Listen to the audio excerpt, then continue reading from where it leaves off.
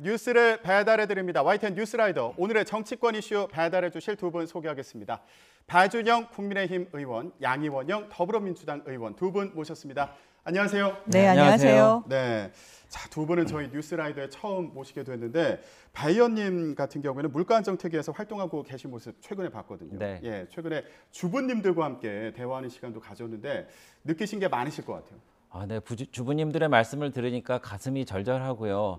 빨리 국회가 정상화돼서 이분들의 어떤 그 애로라든지 이런 것을 저희가 해결해 드리는 그런 모습을 보여줘야 되겠다 그런 생각을 했습니다. 네, 국회가 민생을 위해서 함께 힘을 합쳐 나갈지 궁금한 상황인데 양이원영 의원님은 제가 국회 출입할 때 자전거 타고 출근하시는 모습이 참 인상적이었어요. 요즘에도 네. 타세요? 네. 여의도는 주로 자전거를 이용을 합니다. 네, 환경을 생각하시는 모습이 참 인상적이었는데. 네, 그게 더 편하거든요. 그래요? 네. 저희 컨셉하고 또 잘 맞으시는 것 같아요. 저도 네, 라이더. 예, 자전거를 타고 홍보 영상을 찍었는데. 네. 예, 의원님은 민생을 배달하는 국회의원 네, 이런 네. 컨셉으로. 네, 그렇습니다. 자, 그러면 오늘도 잘 부탁드리겠습니다. 자, 여야가 힘을 합쳐서 민생을 위해서 나가야 된다 이렇게 말씀을 해주셨는데 그런데요, 결국 국회 없는 재헌절을 어제 맞이했습니다. 원구성 협상은 무산이 됐습니다. 김진표 국회의장이 중재안을 낸 것으로 알려졌는데 그럼에도 불구하고 불발이 된 그런 상황입니다.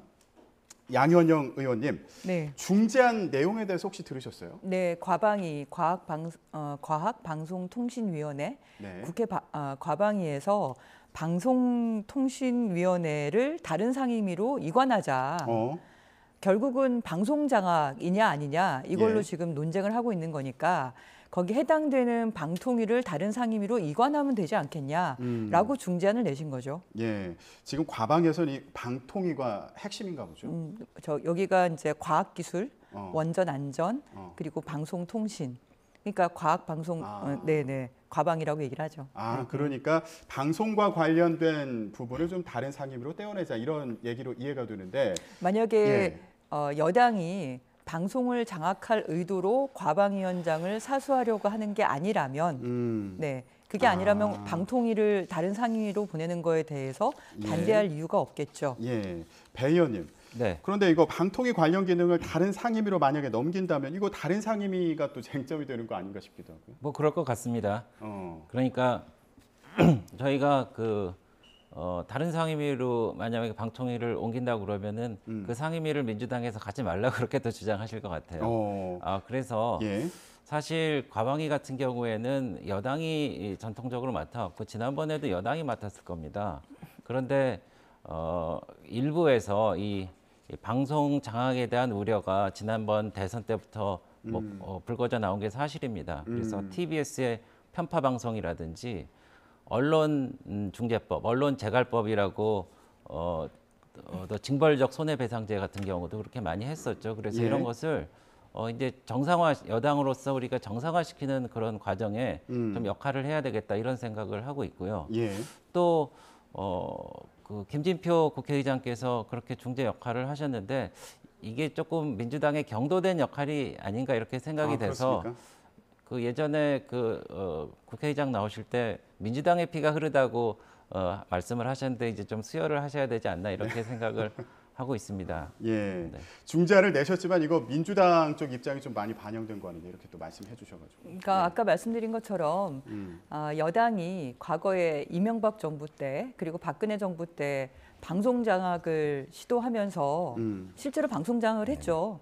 그래서 그 국장급까지 다 어떻게 보면은 여러 가지 문제가 생겼고, 그러니까 국장을 빼고 제끼고 경영진이 직접 그 방송 내용을 뭐라 그래야 되나요? 그러니까 개입하는 그런 문제가 생기면서 그러면서 파업 문제도 생기고 많은 기자들이랑 작가와 그리고 PD 많이 잘렸죠. 이런 문제들이 생기면서 사실 한국의 언론 자유 지수가 이명박 정부 때 69위 그리고 박근혜 정부 때 70위로 떨어졌습니다.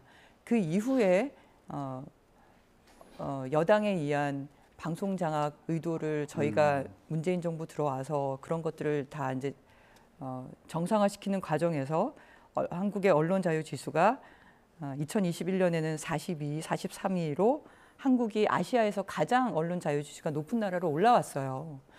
근데 지금 윤석열 정부가 하시는 거 좀 보시면 저 검찰 전체도 아니고 검찰 측근들을 요소요소에 다 배치해서 행정부 그리고 지금은 행안부에 의한 경찰국까지 이렇게 가고 있지 않습니까? 그럼 경찰총장이 없이 검찰 인사를 다 해서 장악하고 그리고 경찰은 사실은 법을 위반해 가면서까지 경찰국을 만들어서 인사를 다 관할하겠다 그러면서 장악한다 그러고 이제는 이제는 국회까지 여당이 과방위 행안위를 다 둬서 장악하겠다. 사실 법사위도 그런 거지 않습니까? 법사위는 검찰과 사법 이런 쪽을 견제하는 국회의 역할이에요. 근데 그것까지도 여당에서 가져간다고 해서 저희가 양보를 한 거예요.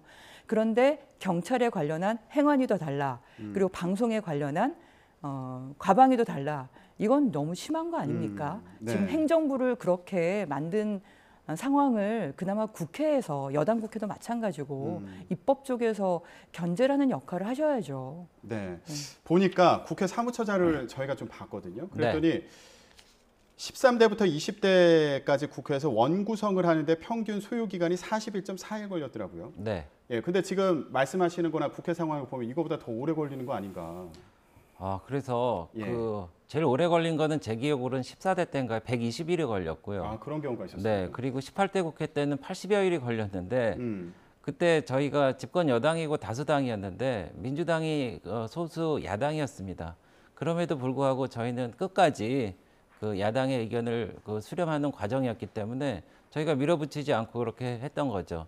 특히 18대 국회에는 광우병 사태와 촛불 시위가 있었는데 그래서 가축 전염법 예방법이라는 그 법안을 통과시켜야 된다. 뭐 이런 조건까지 들으면서 했습니다. 지금 어떻습니까? 우리나라가 미국의 최대 그 쇠고기 수입국 아닙니까? 4분의 1을 미국에서 수출하는 4분의 1을 우리가 먹고 있습니다. 그렇기 때문에 이런 전례를 보더라도 지금 국회에서는 민주당이 여당입니다.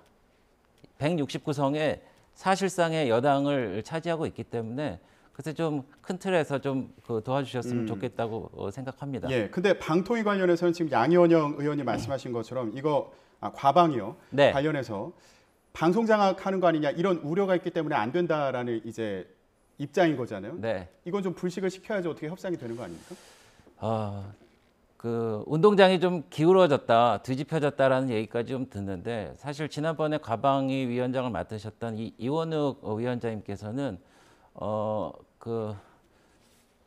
종편 하나 정도는 없앨 수 있다. 그리고 미디어법을 바꿔서 종편수를 줄이자 이런 말씀까지 하신 적도 있고 사실 방통위에서 TBS의 쇼죠. 이것을 경고 조치를 했는데 그거에 대해서 이렇다 할 반응을 보이지 않았습니다.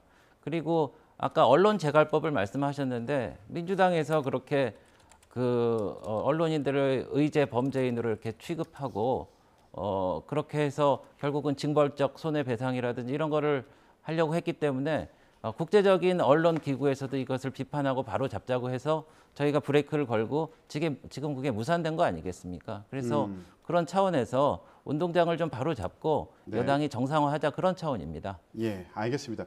지금 상황이 아마 국회에서도 그대로 재현되는 것으로 보이는데 아무래도 원구성 협상이 난항을 겪지 않을지 이런 생각이 들고요. 지금 여야 사이에 또 논란이 되는 게 바로 사적 채용 논란입니다. 일단은 대통령실에 근무하는 우모 씨 사적 채용 논란과 관련해서 얘기를 해보겠습니다. 일단 배 의원님, 지금 네. 보면 논란도 논란인데 권성동 직무대행의 해명이 좀 네, 불에 기름을 부은 거 아닌가?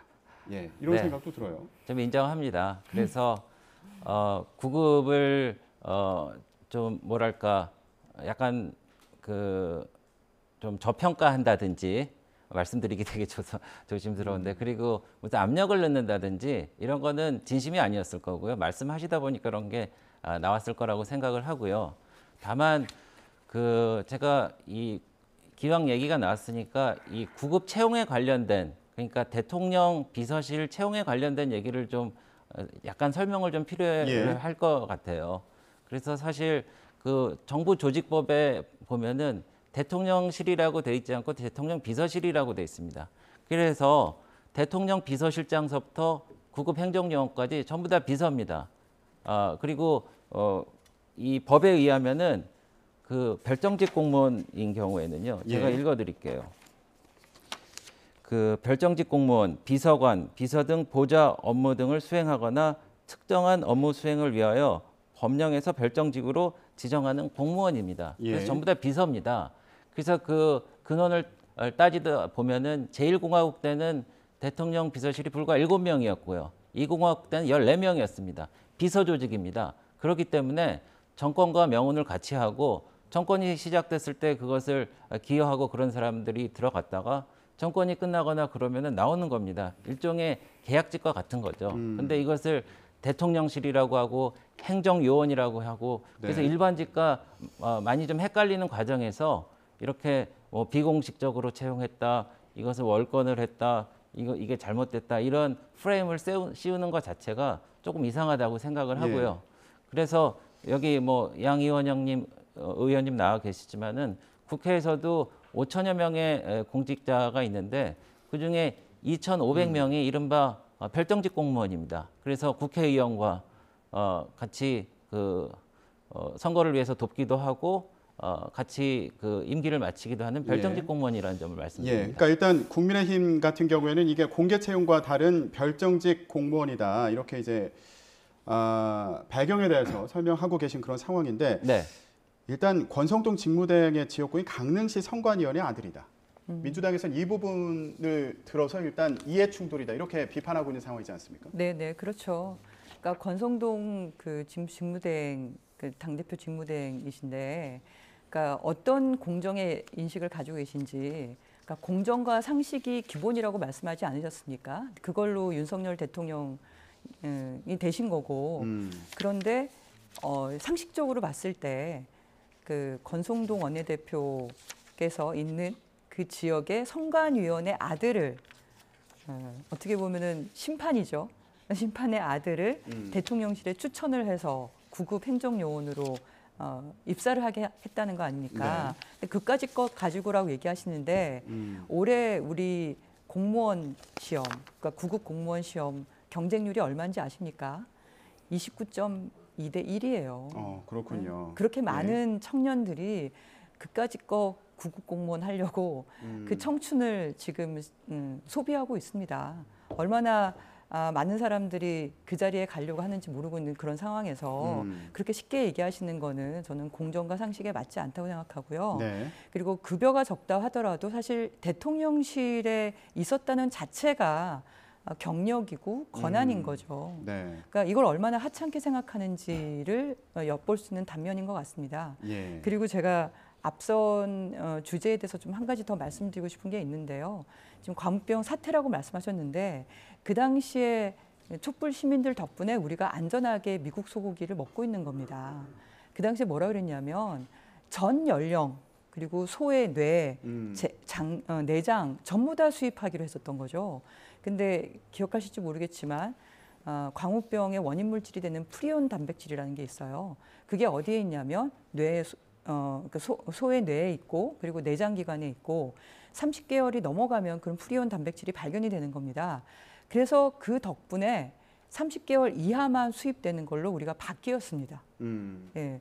그래서 지금까지 오게 된 거고요. 근데 그때 광우병 사태라고 하면서 그것을 보도한 기자들과 PD들을 다 잘랐잖아요. 예? 그 방통위 위원장 인사청문회 하면서 계속 그걸로 공격을 하셨고 그것을 다시 재현하자는 말씀입니까?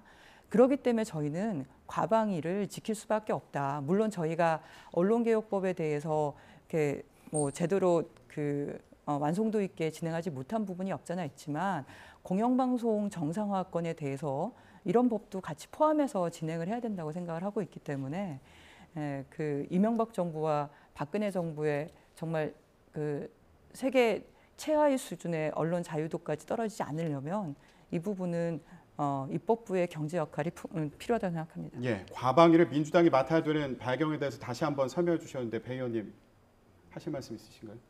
네, 그래서 그 과방위 관련해서는 제가 충분히 설명드렸다고 생각합니다. 이제 예. 운동장이 너무 길어졌기 때문에 바로 잡는 역할을 해야 하는 것이고요. 그리고 또 오해가 갈 만한 것을 민주당에서 한 가지 했습니다.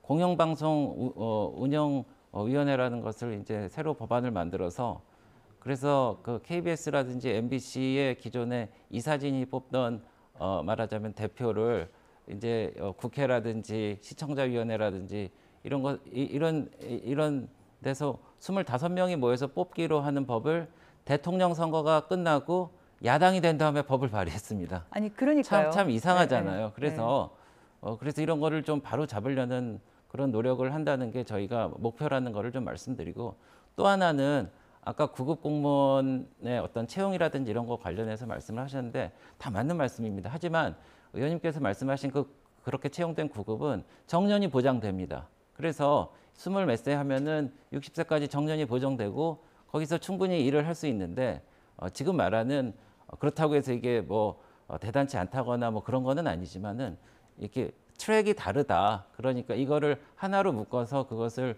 비난하는 것은 약간 좀 옳지 않은 프레임이다. 이런 걸 말씀드리는 겁니다. 예, 알겠습니다. 네. 권성동 국민의힘 당대표 직무대행 같은 경우는 이제 구급 행정요원으로 들어간 걸 갖고 그리고 최저임금보다 조금 더 받는 구급이어서 미안하게 생각한다는 취지로 이제 얘기한 이 부분이 또 논란이 되기도 했는데, 또 발언 중에 논란이 됐던 부분이 아버지와 아들은 별개다 이런 얘기를 했어요. 그러니까 선관위원인 아버지와 그 지금 행정요원으로 일하고 있는 아들은 별개다. 이거 어떻게 받아들여야 됩니까? 우리가 또 상기시켜야 될 여러 사실들이 있는데요. 그 박근혜 정부 때, 이명박 정부 때 사실 모 대기업에 청탁을 해서 정치인 분들이나 여러분들이 자녀를 입사시키는 그런 건으로 문제가 많이 됐었죠. 그런 일들이 지금 계속 벌어지는 형태로 가는 게 아닌가 싶습니다. 사실 그래서 우리가 공정하게 바로잡기 위해서 이런 아빠 찬스 문제에 대해서 문제 제기를 했던 거고, 조국 전 장관도 그것 때문에 사실 그렇게 여론의 질타도 받고 그리고 검찰에 수백 건의 압수수색도 받은 거 아닙니까? 그러니까 우리가 국회의나 아니면 정치인들도 보면 직계 좀비속 건에 대해서 모든 걸 다 제출하게 되어 있죠. 예. 왜냐하면 자신이 가지고 있는 고유한 어떤 권력, 권한을 이용을 해서 만약에 그런 아버지와 그런 부모를 두지 않았다면 가질 수 없는 그런 기회를 예. 가지게 되는 거는 그건 공정하지 않은 세상 아닙니까? 그걸 정치인이 나서서 그걸 조장을 한다는 거는 굉장히 부끄러운 일인 거죠. 근데 지금 상황을 보면 권성동 직무대행 얘기를 보면 문재인 정부 당시에도 별정직 채용 많이 하지 않았냐 이렇게 또 역공을 펴고 있는데, 그래서 내로남불 아니냐 뭐 이런 상황인 건가요? 네, 그렇습니다. 근데 저희가 또 이런 얘기하면은 문재인 정부 때 얘기한다고 그러실 거 아니에요. 그래서 예를 들어서 무슨 김정순 여사의 디자인실에 있었던 따님을 뭐 채용한다든지 뭐 이런 건 제가 과거 얘기 않겠습니다. 근데 제가 볼 때는 중요한 사실은 그래서 이게 뭐 제가 잘 됐다고 이렇게 뭐 말씀드리는 건 아니지만은 실제로 이런 분들이 들어와서 어떻게 어떤 문제를 일으키느냐 이것도 한번 좀 봐볼 필요가 있을 것 같아요. 그래서 얼마 전에 옵티머스 사건 아시죠? 그래서 김재현 대표가 40년 확정 판결을 받았습니다. 근데 거기에서 이사로 일하는 모 씨가 15년형을 받았어요. 그런데 그 부인이 청와대 행정관이었단 말입니다. 근데 그 부인이 그 옵티머스라는 그 금융사의 지분을 갖고 있어요. 그리고 지금 검찰에 또 조사도 받고 있습니다. 그래서 이렇게 잘못된 말하자면은 연줄이라든지 인연이라든지 이분이 문재인 대통령 선거 때 기여하고 또 강기정 전 청와대 정무수석의 그 댓글 사건을 변호하면서 했거든요. 그래서 이런 인연들이 이어져서 과연 청와대에서 어떤 일이 벌어지고 이것을 적절하게 통제할 수 있느냐 이런 쪽으로도 한 번쯤 생각해 봐야 되겠다 그런 말씀을 드립니다. 그래서 민주당 같은 경우는 이거 사적 채용 논란도 국정조사하자 이런 상황인 거잖아요. 네, 이것만이 아니죠. 지금 윤석열 대통령 지인들의 가족 뭐 아니면 김건희 여사의 지인들 이런 분들이 어떻게 보면 대통령실의 기본적인 절차와 이런 것들을 다 무시하고 지금 나토 순방에 같이 간다거나 채용이 된다거나 이런 일들이 지금 한두 가지가 아니기 때문에 네. 전반적인 국정조사를 해보자는 거죠. 아니 권성동 원내대표께서 다른 분도 아니고 본인 지역의 선관위원 아들을 추천을 한다는 게 이게 어떻게 상식적으로 이해가 되겠습니까? 어떠한 관계가 있는 건지 예. 무엇이 오고 간 건지 그런 걸 사실 조사를 해야 되지 않을까요? 자, 그래서 이 사적 채용 논란과 함께 지금 국민의힘 쪽에서는 어민 북송 사건도 이제 국정조사하자고 얘기를 하고 있는 상황이잖아요. 네. 예, 그래서 민주당에서 그럼 할 거면 두 개 같이 하자. 예, 이렇게 주장을 하고 아니 있는 저희는 상황인데. 그 당시에도 국회에서 다 보고를 했고 상황에 대해서 다 공개를 한 상태이기 때문에 북송 사건. 아니 그렇죠. 그러면 어쨌든 정권 바뀐 다음에 공격용으로 가지고 오신 거면 그래 지금도 다시 할 수 있는 겁니다. 네. 알겠습니다. 아까 말씀하신 것처럼 사실 그 16명을 살해한 어떻게 보면 흉악범인데 도망간 사람이잖아요. 계속 며칠 동안 도망간 사람은 우리가 납포를 한 거고 그럼 범죄인 인도 차원에서 간 건데 그걸 우리가 귀순자로 받아들여야 된다. 그 당시의 여론과 그 당시의 내용들을 보시면 지금 그런 얘기를 다시 할 수 있을까 싶은데 네. 아니 다시 들여다보자 그러면 다시 들여다볼 수 있죠. 같이 하시면 좋을 것 같습니다. 네. 정의용 전 국가안보실장이 이제 이런 맥락의 네. 입장을 어제 밝힌 거잖아요. 근데 네. 대통령실에서 곧바로 반박을 했습니다. 최영범 홍보수석이 브리핑을 했는데 이게 홍보수석이 직접 나선 것도 이례적이다 이렇게 얘기하더라고요. 네, 그러니까 반격이 세지니까 저희는 그 반박하지 않을 수밖에 없는데 그 참 이상하다고 저는 말씀드리고 싶어요. 왜냐면은 정의용 그 실장의 이제 설명을 제가 쭉 들어봤거든요. 그런데 마치 전지적인 작가 시점처럼 다 알고 있습니다. 이 선원들이 어디에 어떻게 가고 뭐 불침변을 13명을 불러내서 차례로 살해하고 이거는 북한이 안 알려주거나 아니면은 서로 긴밀하게 연락하지 않으면은 알 수 없는 상황이거든요. 그런데 저는 또 하나 분통이 터지는 것은 이렇게 긴밀하게 잘 알고 있으면서 불과 10개월 이후에 서해 공무원 피격 및 소해 사건이 있었지 않습니까? 그때도 연락이 됐었을 텐데 그 6시간 동안에 우리 국민이 그렇게 죽어갔을 때는 왜 연락을 안 했는지 혹시 연락을 제대로 했는데도 혹시 그렇게 살인을 당할 수밖에 없었는지 그게 궁금하고요. 예. 네, 그리고 또 하나는 이게 군기 문란 사건, 국기 문란 사건이라고 생각합니다. 그 정경두 국방장관이 이 2명 넘어간 거 아냐고 물어봤는데 뉴스 보고 알았다고 그랬잖아요. 그런데 잘 아시겠지만 예결위 때 안보실 차장이 그 핸드폰 메시지를 보니까 JSA 대대장이 2명 지금 잘 넘어가고 있습니다. 뭐 이런 식의 메시지를 한 겁니다. 그러니까 중령 정도가 국방부 장관한테도 보고하지 않았는데 안보실에 왜 보고를 합니까? 그리고 왜 그 2명을 손발을 묶고 안대를 하고 유엔사가 반대하는 데 보냅니까? 그리고 왜 통일부는 나몰라라 하고 또 왜 경찰 특공대는 느닷없이 연락받아 갖고 투입되고 이 모든 사정이 정말 참 이상하다 이겁니다. 그래서 그 유엔과 지금 미국의 그 의회에서도 참 냉담한 공모라고 하고 있지 않습니까? 예, 그래서 이 사람들을 사례로 몰고 간 그런 상황에 대해서 명명백백하게 밝히는 게 우리나라가 인권국가로 다시 한번 발돋움하는 그런 계기가 될 겁니다. 근데 배 의원님 말씀을 들어보면 일단 정보를 수집하는 과정부터 북한과 이제 소통을 했던 것으로 보인다. 이런 가정을 좀 전제로 말씀하신 것 같기도 그런데 아까 정의용 안보실장이 얘기하시기를 전혀 그러지 않았다고 얘기를 하지 않습니까? 그래서 같이 국정조사 하시라고 좀 말씀을 드리는 거예요. 그러니까 안보실장이 나서서 얘기를 하시는데 그러면 이쪽에서도 그럼 그 자료들을 다 보셨을 테니까 대통령실에서도 그럼 안보실 차원에서 대응을 하셔야지 왜 홍보수석이 나오십니까?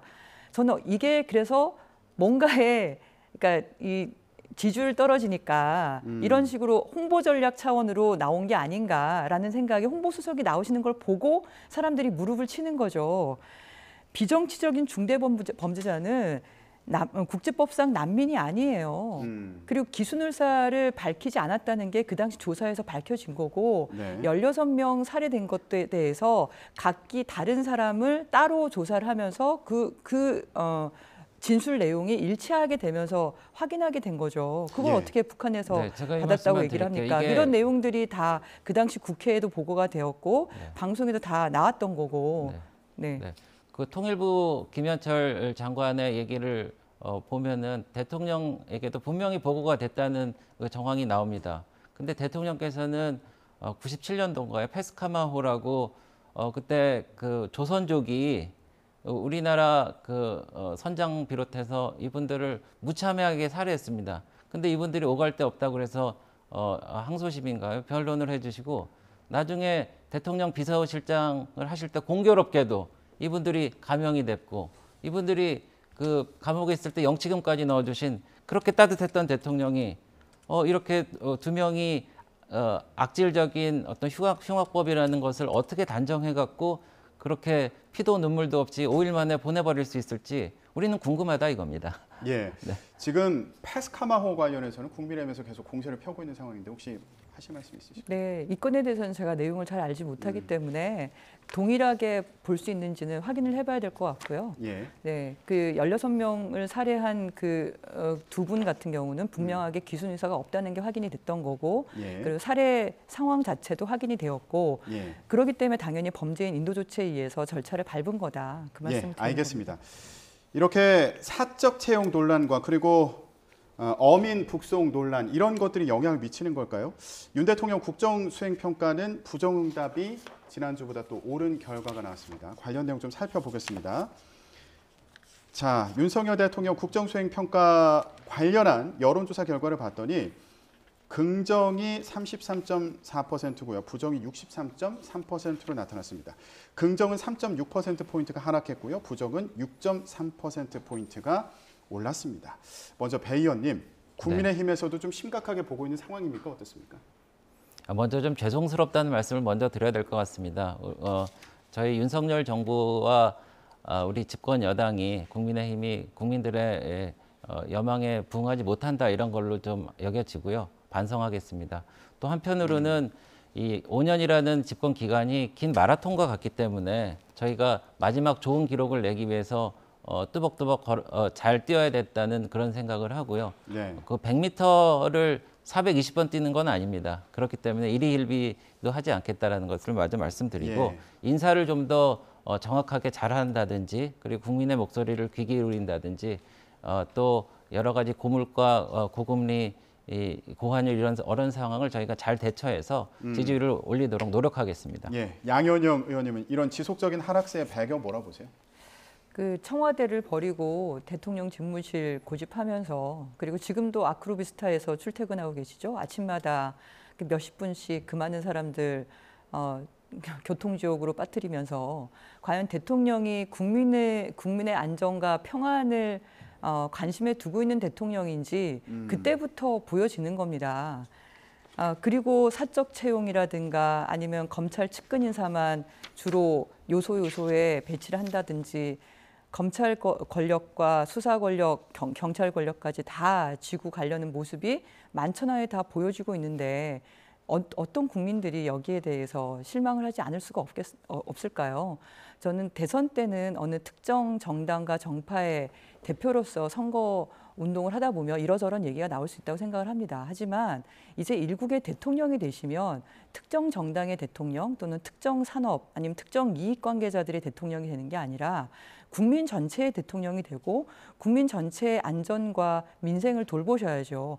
느닷없이 북송 어민 사건부터 시작해서 이런 식으로